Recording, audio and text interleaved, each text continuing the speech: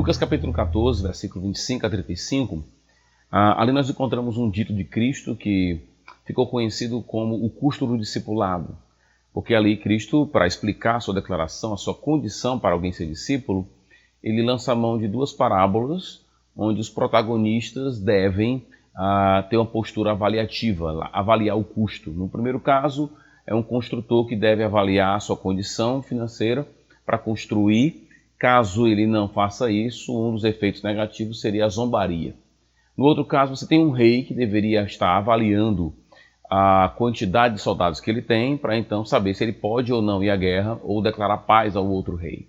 Então, nos dois casos, você tem duas pessoas, os dois protagonistas das parábolas, tendo como necessidade essa parada avaliativa para ver o preço da coisa. Então, é por isso que essa passagem ficou conhecida como o custo do discipulado. Muito bem, mas qual é o custo do discipulado? Essas parábolas vêm ilustrar, elas vêm basicamente lançar luz a uma declaração que Cristo fez. E aí é meu ponto nesse vídeo. Muitas pessoas, melhor dizendo, as traduções têm tentado diminuir o peso da declaração de Jesus Cristo. Literalmente, e quando eu digo literalmente, não estou querendo dizer que a melhor tradução é essa, porque é literalmente, mas literalmente você tem ali o verbo odiar. Então Cristo estaria dizendo, ou disse, melhor dizendo, se você não está disposto a odiar sua mãe, seu pai, aí vem toda aquela lista de parentes próximos, você não está apto para ser discípulo dele. As versões variam, né? Você tem atualizada, corrigida, as versões que eu digo, aquelas que são utilizadas geralmente pelos evangelhos, atualizada, corrigida fiel, século XXI, NVT, NVI, enfim. A maioria segue basicamente dois caminhos. O primeiro caminho é fazer basicamente uma leitura de Lucas, mateana de Lucas. Lá em Mateus você encontra a ideia de amar menos, ou seja, a ideia de intensidade de amor, que você encontra em Mateus, que realmente está lá no texto grego de Mateus. Muitos então jogam para cá, para o livro de Lucas, e dizem, não, aqui a ideia não é odiar, é de amar menos, é um tipo de semitismo. Então era assim que os judeus utilizavam a palavra, etc. e tal. Outros vão apelar à ideia de que o ponto ali, a palavra, pode significar também renúncia, que estaria paralelo ao versículo 33, então aí vem atualizado colocando a ideia de aborrecer. Então você tem, de um lado, você tem o amar menos, você tem do outro lado a ideia da renúncia, a ideia de estar disposto a colocar de lado qualquer pessoa que seja por causa de Jesus Cristo, ou seja, ter Cristo como prioridade. Então não seria tanto intensidade de amor, mas prioridade, no caso atualizada. Da NVI e da NVT, por exemplo, você teria uma ideia de intensidade de amor. Então a palavra traria assim, algum tipo de carga emocional, psicológica.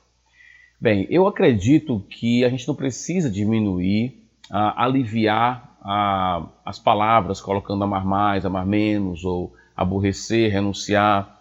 A ideia para mim realmente ali é de ódio. Ali é um recurso retórico que ele está usando, que traz muita cor ao que ele exige. Todas as parábolas ali, toda a palavra de Cristo ali, quando fala do custo do discipulado, é uma maneira indireta de ele falar do valor que ele tem. Então, se você quer realmente seguir Cristo, você tem que ter uma postura amorosa para com ele, que qualquer amor, fora o amor dado a ele, é comparável ao ódio. Não que seja odiar, mas que quando estamos com Cristo, amamos a Cristo e seguir a Cristo exige um amor tamanho que quando nós comparamos, e a palavra-chave aqui é essa, comparamos, quando nós comparamos o amor que Cristo exige de nós com o amor que vamos ter, e nós sabemos que quando estamos com Cristo e entendemos o Evangelho, nós amamos muito mais nossos parentes do que antes. Mas mesmo esse amor amplificado, ampliado, ele ainda pode ser comparado ao ódio, tamanho o amor que ele exige de nós. Então eu acho que as versões erram porque a gente acaba perdendo todo o punch, toda a pancada da palavra ódio que vem trazer esse recurso retórico. Deus não está dizendo que você tem que odiar as pessoas, mas quando você compara o amor que ele quer, o amor que ele exige de você, com o amor que você tem com os outros, tudo, ou para consigo mesmo, é comparável ao ódio. E isso não é muito diferente do que nós encontramos, por exemplo, no resumo da lei, quando Cristo vai dizer que o resumo da lei é amar a Deus, todo o coração, toda a alma, todo o entendimento. Eu fico me perguntando o que sobra para o próximo, quando todo o meu entendimento, toda a minha alma, toda a minha força é devotada a Deus. Eu sempre respondo o que sobra para o próximo? Amor a Deus. Então o meu amor ao próximo é fruto do meu amor a Deus. E esse amor é tão pleno, tão total, exige a minha vida como um todo, todo o meu ser, que o amor devoltado aos outros seria comparável a odiar essa pessoa.